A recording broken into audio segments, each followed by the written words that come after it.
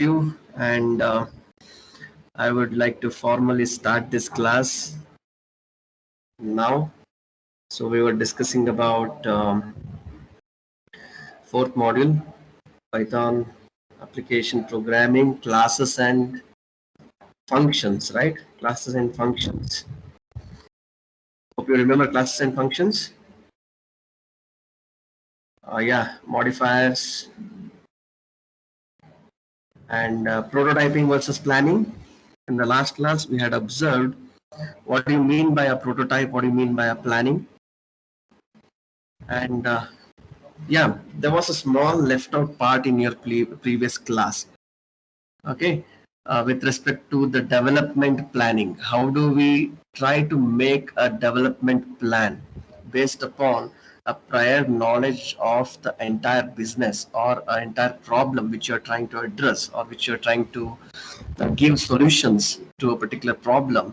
So you call it as a developmental plan. So it is based upon prototyping and planning. It's also called as prototype and patch. Okay, so that will be discussed once I switch back to my Jupyter notebook. Okay, so now I just want to share these slides here. Slowly we are going to get the concept of object-oriented programming with respect to Python application. And now here, since so far whatever we have dealt, okay, whatever we have dealt is not a Python object-oriented programming so far. Although we are using some of the Python's object-oriented features, the programs which you have written in the last few classes are not really object oriented. Why? Because I was declaring classes separately and functions separately. Have you seen I'm organizing the classes and functions together? Have you seen any program where functions are part of classes? So you have to make those, if you want to make those as a part of classes, then it becomes object oriented programming. So Python is an object oriented programming language, which means it provides all the features that supports object-oriented programming. Okay, so what do you mean by object-oriented programming? Programs which includes class and method definition. Now onwards, I'll be calling functions as methods. Don't get confused. Functions, if it doesn't belong to class. Method, if a function belongs to a class, you call it as a method. Okay, so most of the computations are expressed in terms of operations on objects. So you know how to create an instance. So instance is an object. Okay, so objects represent things in the real world, and the methods often corresponds to what, how, or the way the things in the real world are interacted. Okay, object represents the things, say, so for example, table, chair, something like that. So those are things in the real world. I call it as an object. And what do you mean by methods? Methods are used to communicate or interact with the objects to the real world. Say for example, chair. A person is sitting on a chair. How we are going to make use of the object? How we are going to make use of the table? So it has got 4 legs. It has got some particular feature. It's a wooden table. So how we are going to interact with the external world? You call it as a method. So on what method an object is created, or on what methods are available under a particular object. Correct? So there are so many things related to the object and method. So here I'm going to make an explicit relationship between the programmer defined types, that is classes, and the functions that are used inside the classes, and obviously we'll be using those functions in order to operate the classes, and I call it as a method. So these are the object oriented features. So program include class and method definitions. So most of the computation is expressed in terms of operations on objects. Yeah, this is what I said. Objects often represent things in the real world. Method corresponds to the way the things in the real world would interact. So as I said, methods are almost similar to the function, but there are only 2 syntactic differences. With reference to the syntax, there are only two differences. Methods are defined inside a class definition. In order to do what? To make the relationship between the class and the method as an explicit relationship. Okay, understand. I'm going to define a method inside the class.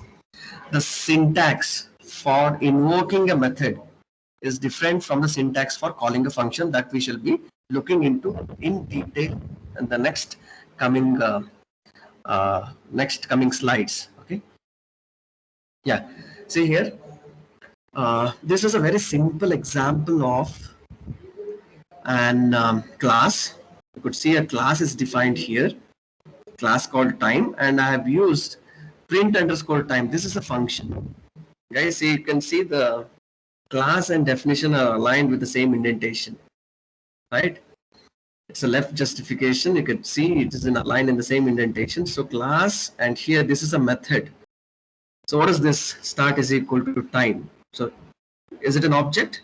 Yeah, this is an object. Start is equal to time because I created an instance of time start, hour, attributes, and print underscore time start. How am I going to call this function? Guys, how am I calling this function? By calling by its name, calling by the function name and passing start as an input argument, correct? Start is an object here.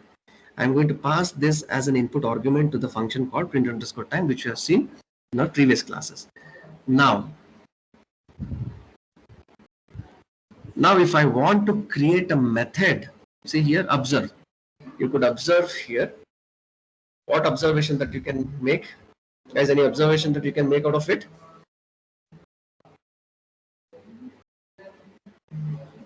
What is that observation that you're going to make? See here, I have used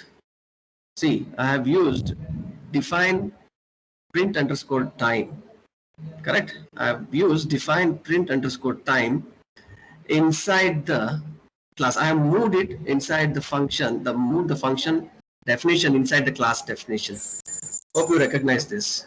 Guys, I am audible? Yes, sir. Yes, sir.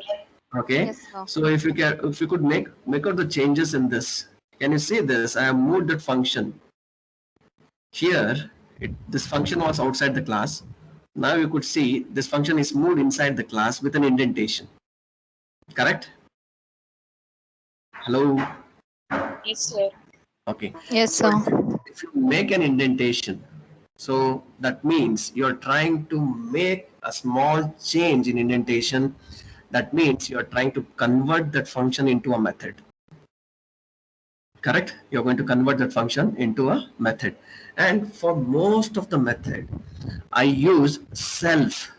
I use self as a first argument for the method. Okay, I use self as the first argument of the method which has been defined inside the class. So let us now go in detail. I'll just switch back to my Jupyter notebook and we shall go in detail how these concepts are executed in your Jupyter notebook along with your previous example of defining a development planning. Okay, give me 1 second, I'll just convert it back.